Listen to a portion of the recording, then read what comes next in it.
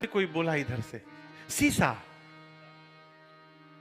मुकुर मने mirror, mirror, समझ रहे हैं ना? अच्छा आप बताओ, सवेरे सवेरे नहा कर आप निकले बाथरूम से तो कहां जाते हैं? क्या बोले? काम पर जॉब पर जाते। मिरर पर नहीं जाते। देखिए ऐसा कोई नहीं है जो मिरर पर, हाँ जिसके सिर पर बाल नहीं है वो नहीं जाए तो चलेगा, सॉरी उसको जाने क्या हो सकता है, हाथे से बराबर है। लेकिन जिसको बाल है उसको तो जाना ही पड़ेगा। आप मिरर के सामने गए और मिरर पर मैल जमा हो, क्या जमा हो? अपना चेहरा दिखेगा। जिस प्रकार मिरर पर मैल जम जाए अपना चेहरा नहीं दिखाई पड़ता, उसी प्रकार जब मन पर मैल जम जाए तो हमको भगवान दिखाई नहीं देते। आप समझ रहे हैं? इसलिए मन को निर्मल कुछ न करिए, केवल मन को निर्मल किया जाए। ये मन कैसे होगा निर्मल? पूज्य स्वामी राजेश्वरानंद जी महाराज गाते थे, स्वामी जी की रचना है, कहते थे, ये मन होगा निर्मल तुम्हारी कृपा से, ये मन होगा निर्मल तुम्हारी कृपा से, ये मन होगा निर्मल तुम्हारी कृपा से, ये मन होगा निर्मल तुम्हारी कृपा से, ये मन होगा निर्मल तुम्हारी कृपा से, ये मन होगा निर्मल तुम्हारी कृपा से।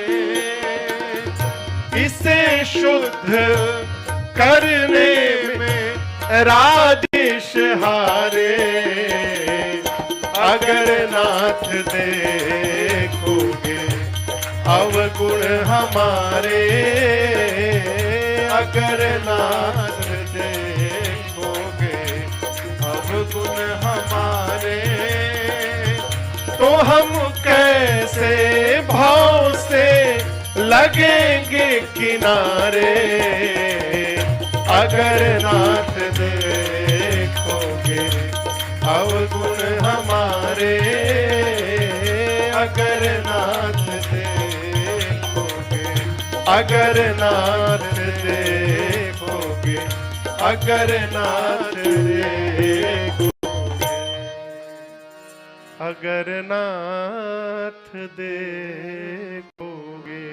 ये प्रसंग कहता है माई बाप, बिना सदगुरु के कृपा के ये मन निर्मल होने वाला नहीं है। आप समझ रहे मेरी बात को? बिना सदगुरु देव भगवान की कृपा से मन निर्मल होने वाला। और याद रखिएगा, यदि मन निर्मल नहीं हुआ, जीवन भर माला रगड़ते रगड़ते उंगली घिस जाएगी, लेकिन कुछ होने वाला नहीं है। इसलिए निर्मल कर्म होइए। स्वामी जी का एक और पद है, स्वामी जी यहाँ आए भी हैं, स्वामी जी यहाँ है ना इसी मंदिर में, हाँ मुझे स्वामी जी यहाँ कथा करके पहले गए, अब तो नहीं, भगवान के धाम चले गए। वो कहते हैं कि तन को जल से धुलाना, आप समझ रहे हैं मैं क्या बोल रहा हूं? तन को जल से धुलाना सरल है, मगर मन को निर्मल बनाना बड़ी बात है, मन को निर्मल बनाना बड़ी बात है। बन के विद्वान विद्या के अभिमान में, विद्वान होने के बाद, आई एम सो सॉरी, ज्ञान होने के बाद अभिमान आ जाता है।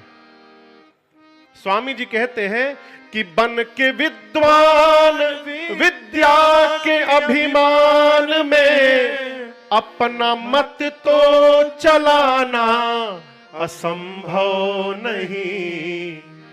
देखिए हर विद्वान एक अपना अलग रास्ता बना के बैठा है, अलग पंथ। स्वामी जी कहते हैं बन के विद्वान विद्या के अभिमान में अपना मत तो चलाना असंभव नहीं, परंतु पूरे संयम सहित धर्म की राह पर जिंदगी को चलाना बड़ी बात है, मन को निर्मल बनाना बड़ी बात है। मन निर्मल हो जाए। आप में से सुंदरकांड कौन कौन पढ़ता है? हम कुछ पूछेंगे नहीं, डरिए मत। हाँ, मैं ऐसे पूछ रहा हूं कौन कौन पढ़ते हैं सुंदरकांड?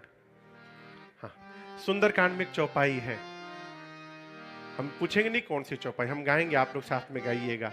राम जी कहते हैं निर्मल मन जन सो मोहि पावा, निर्मल मन जन सो मोहि पावा, निर्मल मन जन सो मोहि पावा, निर्मल मन जन सो मोहि पावा, मोहि कपट छल चित्र न भावा, मोहि कपट छल चित्र न भावा, मोहि कपट छल चित्र न भावा, मोहि कपट छल चित्र न भावा। राम जी स्वयं कहते हैं क्या? निर्मल मन जन, जिस जन का, जिस भक्त का मन निर्मल है सो मोहि पावा। पावा मने, पावा मने पाएगा नहीं, पाया हुआ है। पाएगा नहीं ये नहीं है। निर्मल मन जन सो मोहि पावा, जिसका मन निर्मल है वो मुझे पाया हुआ है। ऐसा कोई नहीं है जिसको भगवान नहीं मिले हैं। दिखाई काहे नहीं देते महाराज? मन निर्मल नहीं है। मन निर्मल होगा तो राम मंदिर भी आने की आवश्यकता नहीं होगी, आपको अपने घर में भगवान दिखाई पड़ जाएंगे। प्रहलाद का मन निर्मल था तो उनको खंभे में भी दिखाई देते थे, और उनके पिताजी हिरण्यकश्यप का मन निर्मल नहीं था तो उसको मंदिर में भी भगवान नहीं दिखाई देते थे। इसलिए मन को निर्मल करिए। ये होगा कैसे? केवल और केवल सद्गुरुदेव भगवान की कृपा से।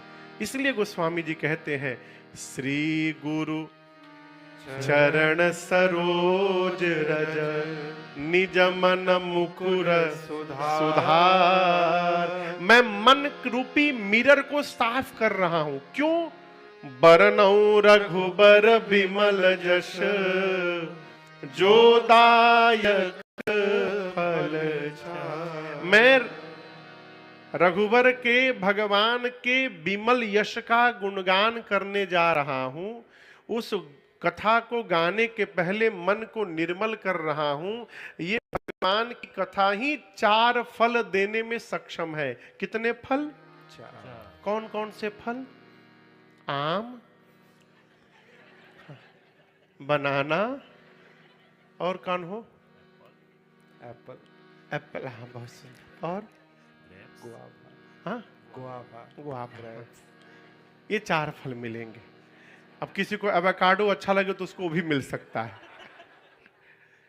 ये फल नहीं मिलेंगे। कौन से फल मिलेंगे? धर्म, अर्थ, काम और मोक्ष। ये 4 पुरुषार्थ हैं। क्या नाम है? धर्म, बोलिए,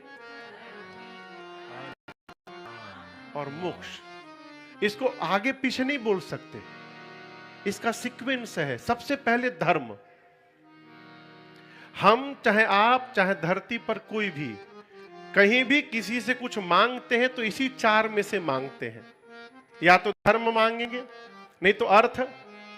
अर्थ समझ रहे हैं ना? समझ रहे हैं ना? रुपया, न्यूजीलैंड डॉलर ना, डॉलर। यहां रुपया चलेगा नहीं। तीसरा काम, कामना पूरी हो जाए, घर बन जाए, गाड़ी हो जाए, पोता हो जाए, नौकरी लग जाए, अथवा भगवत प्राप्ति मोक्ष, ये चार का मांगा जाए। अब इनमें चारों का सीक्वेंस देखिए। सबसे ऊपर क्या है? मनुष्य को किसी भी कंडीशन में धर्म का त्याग नहीं करना चाहिए। कहते तजो पिता प्रहलाद विभूषण बंधु भरत महतारी। धर्म के लिए प्रहलाद ने पिता का त्याग कर दिया। धर्म के लिए विभीषण जी ने अपने भाई का त्याग कर दिया। और तो और कथा आगे आएगी, धर्म के लिए भरत जी ने मां कैकेयी का त्याग कर दिया। धर्म, अच्छा धर्म क्या है? हम एक बार एक कथा गा रहे थे राजस्थान में, एक जगह है बांसवाड़ा राजस्थान में। तो वहां एक मीडिया के लोग आए, बहुत पहले की बात है, 2015-16 की। एक मीडिया के लोग आए, कैमरा उमरा लेके, बोले महाराज एक प्रश्न है, हमने पूछिए। बोले धर्म की परिभाषा क्या है? तब पूछे कितने लोगों से प्रश्न पूछे, पहले ये बताओ। बोले जो महाराज मिलते उन्हीं से पूछ लेता हूं। तो फिर हमसे काहे पूछ रहे हो? तो बोले महाराज जितने लोग उत्तर देते सब अलग अलग देते हैं, कोई किसी का उत्तर मैच नहीं करता है, इसलिए मैं कंफ्यूज हो गया हूं। फिर मैंने कहा क्या गारंटी कि मैं जो दूंगा उससे तुम प्रसन्न हो जाओगे? तो देखो, जो मेरे समझ में आया, भगवान कृष्ण जो बोल कर गए वो धर्म है, और मेरे रघुनाथ जी जो जी कर गए वो धर्म है। अब इसके आगे नहीं उलझना है।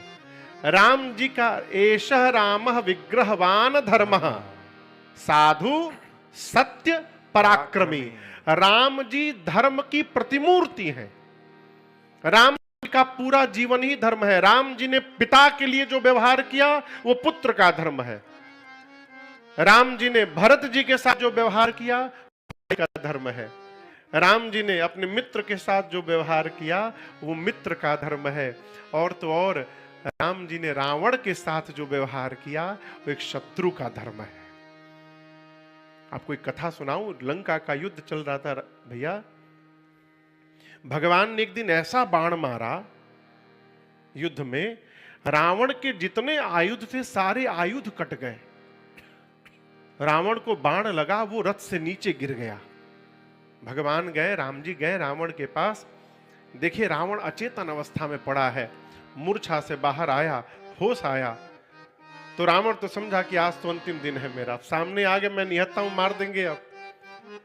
तो भगवान ने कहा दशानन, आप युद्ध करते करते बहुत थक गए हैं, ये आवश्यक नहीं है कि युद्ध का परिणाम आज ही निकाला जाए, आपको विश्राम की आवश्यकता है। आप घर जाइए, जाकर विश्राम करिए, कल आइएगा, कल फिर से लड़ा जाएगा। रावण जब लौटा घर में अपने महल में तो दरवाजा बंद करके रोने लगा। मंदोदरी मैया ने देखा, कहा अरे मेरे पति के नेत्र में मैं पहली बार आंसू देख रही हूं, आप क्यों रो रहे हैं? तब रावण ने कहा मंदोदरी, आज मुझे राम के स्वभाव ने रुला दिया। मैं राम का शत्रु हूं, लेकिन राम कितने श्रेष्ठ है, राम को अपने शत्रु के भी विश्राम की चिंता रहती है। उन्होंने मुझे मारा नहीं, विश्राम करने के लिए भेज दिया। राम श्रेष्ठ है। ये राम जी का चरित्र है। तो राम जी का जीवन धर्ममय है, इसलिए मनुष्य को सबसे पहले धर्म का पालन करना चाहिए। धर्म की छाह में अर्थ आना चाहिए। हमारे यहां भोजपुरी में कहावत है, बिहार में, कि फायदा देख करके कायदा नहीं बदलना चाहिए, यानी प्रॉफिट देख करके रूल नहीं तोड़ना चाहिए। जो नियम बन गया बन गया। धर्म की छाह में अर्थ आना चाहिए। धर्म की शेड में, धर्म के भीतर जब अर्थ आएगा, उस अर्थ के आने के बाद सात्विक कामनाएं जन्म लेंगी। आप समझ रहे मेरी बात को? 1 रुपया आता है जिसके आने के बाद पार्टी करने का मन करता है, 1 रुपया आता है जिसके आने के बाद सुंदरकांड का पाठ कराने का मन करता है। दोनों धन आने के बाद ही होते हैं, लेकिन जिस प्रोसेस से पैसा आएगा उसी तरफ हमारे चित्त को लेकर के चला जाएगा। धर्म से पैसा आएगा तो धर्म में लेकर के जाएगा, अधर्म से पैसा आएगा तो अधर्म में लेकर चला जाएगा। तो धर्म के छाह में जब अर्थ आएगा, उस अर्थ से परमार्थ करने का मन होगा, और जब परमार्थ रूपी कामनाएं पूरी होंगी तो हमको मोक्ष की प्राप्ति हो जाएगी। ये पूरा सीक्वेंस बना है। ये चारों कैसे प्राप्त होंगे? बरनऊ रघुबर बिमल जश, जो दायक फल छा। ये भगवान की कथा ही सब कुछ देने में सक्षम है।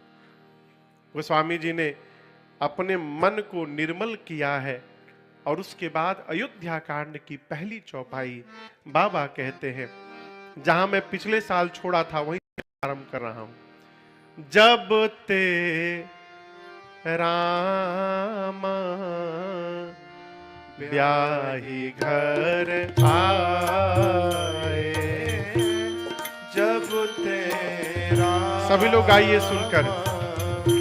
ब्याही घर आए, नित नव मंगल मोद बधाए, नित नव मंगल मोद बधाए, भुवन चारिदस भूधर भारी, भुवन चारिदस भूधर भारी, सुकृत में घबर सही सुख बारी, सुकृत में खबर सही सुख बारी, रिद्धि सिद्धि संपत्ति नदी सुहाई, रिद्धि सिद्धि संपत्ति नदी सुहाई, उमगे अवध बुद्धि कहूँ आई, उमगी अवध हम बुद्धि कहूँ आई, सब विधि सब पुर लोग सुखारी, सब विधि सब पूरा लोग सुखारी, रामचंद्र मुख चंद निहारी, रामचंद्र मुख चंद निहारी, रामचंद्र मुख चंद निहारी, रामचंद्र मुख चंद निहारी। गोस्वामी जी कहते हैं, जिस दिन से राम जी विवाह करके आए हैं, कहां आए हैं? अयोध्या। हाँ, बीच में बोला करिए, कहां आए हैं? अयोध्या। उस दिन से क्या हुआ महाराज? नीत नव मंगल मोद बधाए। गोस्वामी जी कहते हैं कि जिस दिन से भगवान विवाह करके अयोध्या वापस आए हैं, उस दिन से अयोध्या में नित्य नवीन आनंद महोत्सव है। नित्य नव, नित्य में यानी डेली, नित्य नव यानी नया, मंगल मोद बधाए। अयोध्या में नित्य नवीन बधाई उत्सव हो रहा है जिस दिन से भगवान विवाह करके आए हैं। और आपको पता है विवाह, ये बधाई उत्सव कितने दिन चला प्रवीण भैया? 11 वर्ष। कितने दिन? 11 ईयर्स भगवान विवाह करके आए, उसके बाद 11 साल तक ये बधाई उत्सव नित्य चल रहा है। ये क्या है? देखिए, आपको बड़ी एक सूक्ष्म बात निवेदन करूं, आनंद में रहना एक स्वभाव है। क्या है?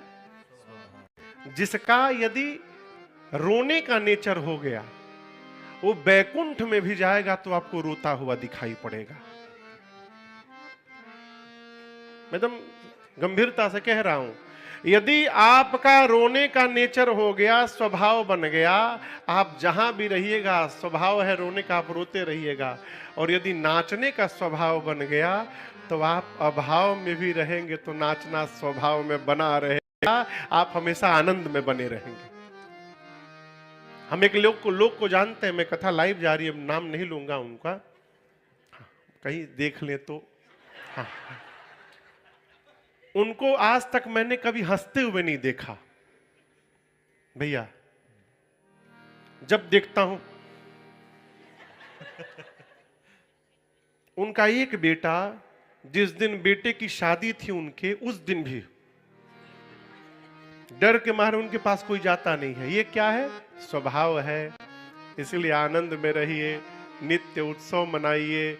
उत्सव मनाइएगा तो अभाव में भी उत्सव मनता रहेगा, और रोते रहिएगा तो गोबरैला की तरह बैकुंठ में भी जाके रोते रहिएगा। गोबरैला जानते हैं? गोबरैला, गोबर जानते हैं? गोबर, गाय का गोबर। एक कीड़ा होता है, क्या पता न्यूजीलैंड में नहीं होगा। हमसे भैया कह रहे थे यहाँ पे कोई सांप वाप नहीं होता, यहाँ पे जहरीला कोई जानवर नहीं है। तब का आप लोग गोबरैला का सुख जानेंगे। हाँ, भारत में कीड़ा है गोबरैला। वो क्या करता है, गोबर को लेकर के उसका छोटा सा बॉल बना करके उसी को ठेलता रहता है, उसी को चलाता रहता है। गोबर बना के उसको घुमाता रहता है, उसका नाम है गोबरैला। एक दिन ब्रह्मा जी की दृष्टि गोबरैला पे पड़ गई, तो ब्रह्मा जी सोचे बताओ न जाने किस जन्म का इसका कर्म है, गोबरैला बना हुआ है। दया आ गई उनको, गोबरैला को लेके बैकुंठ चले, ब्रह्मलोक चले गए। कौन? ब्रह्मा जी। बोला करिए, कौन लेके चला गया? और वहां ले जाकर एक 4 BHK का उसको एयरबीएनबी बुक कर दिए। 3 BHK का, 3 BHK का। गोबरैला को एक घर महल दे दिए। बोले तुम बहुत भोग लिए, दुख कष्ट, आनंद से रहो अभी यहाँ पर। क्या दिव्य वातावरण है।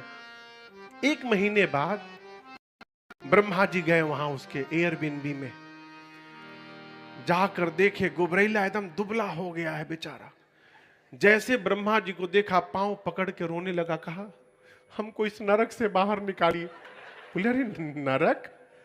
तू नरक में पड़ा था, तू अभी यहां आया है ब्रह्मलोक में, इतनी सुविधा यहां पर। बोला मैं मर जाऊंगा, मेरा दम घुट रहा है, जब तक मुझे गोबर सूंघने को नहीं मिलेगा मैं जी नहीं पाऊंगा। ब्रह्मा जी उसको उठाए, फिर फेंक दिए, जाओ मरो वहीं पर। ये क्या है? रोने का यदि स्वभाव बन गया तो आप हमेशा रोते रहिएगा। इसलिए हर हाल में खुश रहना। किस हाल में? हर हाल में। आइए सुनाता हूं आपको। पूज्य श्री गीतानंद जी महाराज की रचना है, गीता कुटीर हरिद्वार। उनका उपनाम भिक्षु है, अब तो नहीं रहे सरकार। कहते हैं अरे हर हाल में खुश रहना, संतों से सीख जाए। हर हाल में मेघ यानी बादल, सुंदर कर्म के बादल अयोध्या वासियों के ऊपर बरसही सुख बारी। अयोध्या वासियों के जीवन में सुख की वर्षा हो रही है। सब प्रकार से सब लोग प्रसन्न हैं, राम जी का मुख का दर्शन हो रहा है। लेकिन आपसे एक बात कहूं, एक एक शब्द है कामना। क्या नाम है? कभी सुने हैं आप लोग इसका मतलब? इच्छा, विश। विश अंग्रेजी में विश बोलते, मैं भूल गया था शब्द। अच्छा आप बोल दी। विश। आज तक किसकी पूरी हो गई विश? पूछ रहा हूं। पैदल चलने वाला साइकिल के लिए परेशान है, साइकिल वाला, हाँ, कार तो बाद वाला स्टेप है, बीच में मोटरसाइकिल है। साइकिल वाला मोटरसाइकिल के लिए परेशान है, मोटरसाइकिल वाला कार के लिए, हाँ, भले छोटी हो जाए। छोटी कार वाला BMW के लिए, हाँ, बड़ी गाड़ी के लिए। जिसके पास बड़ी गाड़ी है वो चार्टर्ड के लिए, चार्टर्ड के लिए, हेलीकॉप्टर के लिए। कहने का अर्थ है हम जहां हैं वहां देख करके प्रसन्न नहीं है, जहां नहीं पहुंच सकते वहां की कल्पना करके आज का भी आनंद समाप्त कर रहे हैं। आप समझ रहे हैं? हम अब जैसे मान लीजिए हम यहां बैठे हैं, ये लोग वहां बैठे हमसे थोड़ा नीचे, और आप लोग इनसे भी नीचे बैठे। मैं आप लोग का नहीं गिना रहा हूं, ठीक। अब नीचे वाला परेशान, हम ऊपर क्यों नहीं बैठ जा रहे हैं? ऊपर वाला परेशान, 1 घंटा यदि हमको यहां बैठने को मिल जाए तो हम बता देंगे फिर। हम जहां बैठे हैं वहां हम संतुष्ट नहीं हैं। हम जहां जा नहीं सकते हम वहीं के बारे में सोचते हैं। होता क्या है, वहां पहुंच नहीं पाएंगे तो डिस्टर्ब है, और जो प्राप्त हुआ है वो देख नहीं पा रहे हैं, इसलिए हम दुखी हैं। कथा कहती है जहां है उसको स्वीकार करके आनंद में रहिए और प्रयास करते रहिए। भाग्य में होगा तो शिखर तक भी पहुंच सकते हैं। ये कामनाएं हमको परेशान करती हैं। क्यों कह रहा हूं? अयोध्या वासियों के मन में एक नई कामना ने जन्म ले लिया। किसके मन में? अयोध्या वासियों के मन में। आप अछत, आप मतलब अपने, अछत मने रहते हुए, युवराज पद राम ही देऊ नरेश। अयोध्या वासियों के मन में कामना है, महाराज दशरथ अपने जीवित रहते यदि राम जी को युवराज पद पर बिठा देते तो कितना दिव्य हो जाता। हम लोग भी अपनी आंख से राम जी को युवराज, राजा बनते देख लेते। नित्य अयोध्या के वासी भगवान शंकर से ये प्रार्थना करते हैं, कहीं मनाई महेश। और आपको एक बात बताऊं, राजा को प्रजा का पिता कहा गया है। राजा क्या है? अपनी प्रजा का पिता होता है। जो माता पिता होते हैं ना, वो सब जानते हैं। माँ तो स्कूल में नहीं जाती। यहां बच्चों को मारा जाता है कि नहीं जाता है? नहीं, अच्छा है, पहले पूछ लिया मैं। भारत बहुत अच्छा है। एक बात बोलूं आपको मैं, आई एम सो सॉरी। कुम्हार जब मिट्टी का बर्तन बनाता है, घड़ा, तो घड़े के भीतर हाथ डाल करके ऊपर से उसको पीटता है। जब तक जीवन में माता पिता की मार न पड़ेगी तब तक जीवन शेप नहीं प्राप्त करता।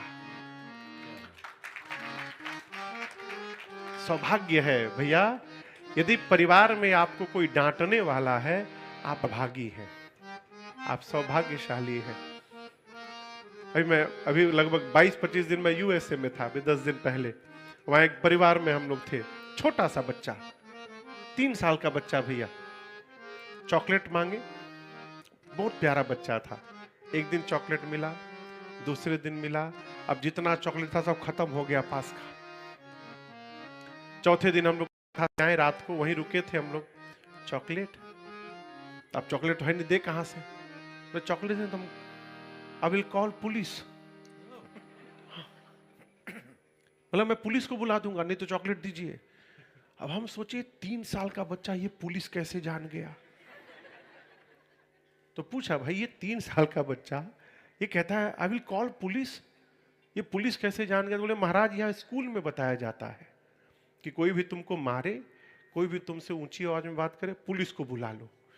डर के मारे बाबूजी नहीं छू सकते। हाँ। लेकिन ये परंपरा ठीक नहीं है। माता पिता के मार में भी हमारा कल्याण छिपा रहता है? वो सौभाग्यशाली है माई बाप। इस माने में भारत में रहने वाले सौभाग्यशाली हैं। हाँ, आपको बुरा नहीं कह रहे हैं, बहुत सुंदर, न्यूजीलैंड बहुत सुंदर है। हाँ, हाँ, बहुत सुंदर। तो राजा प्रजा का पिता होता है। हमारे भारत में माताएं, बच्चा जब स्कूल से आता है ना तो माताएं कहती हैं, मैं जान रही हूं सब कुछ, आजकल तुम्हारी संगति बिगड़ गई है स्कूल में, तो क्या मम्मी देखने गई थी क्या स्कूल में?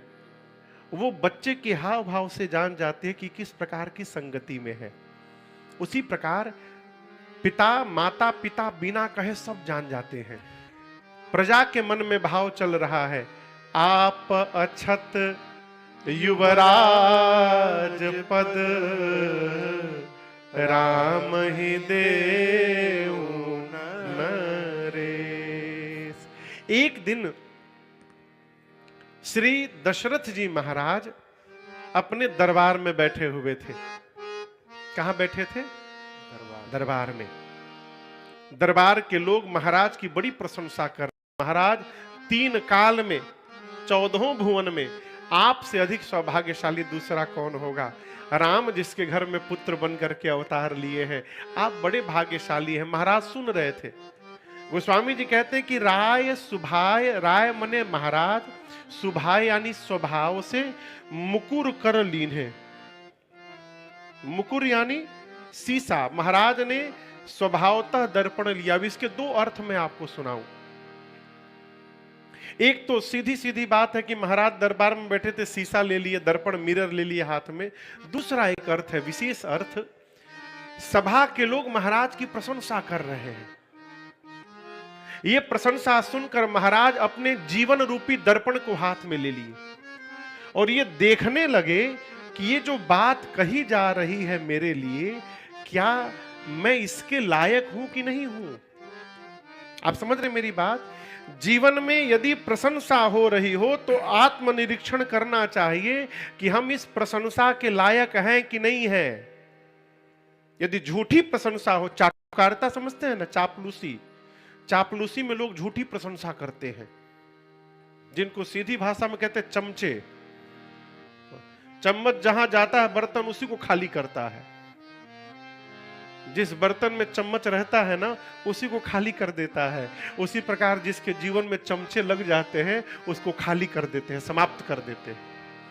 तो जो चमचे हैं ना ये झूठी प्रशंसा करते हैं।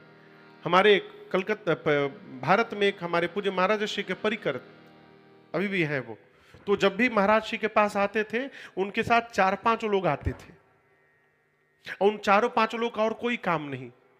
कोई उनका तौलिया पकड़ा है, कोई उनका पान का डिबिया पकड़ा है, कोई उनका ये पकड़ा है, कोई झोली पकड़ा है, आगे पीछे घूमे, गाड़ी में बैठे घूमे, खाए सोए। तो हम एक दिन महाराज जी से पूछे, सरकार ये जब भैया आते हैं तो इनके साथ ये 4 लोग क्यों आते हैं? तो महाराज जी बोले, बाबू ये ठेलुआ है।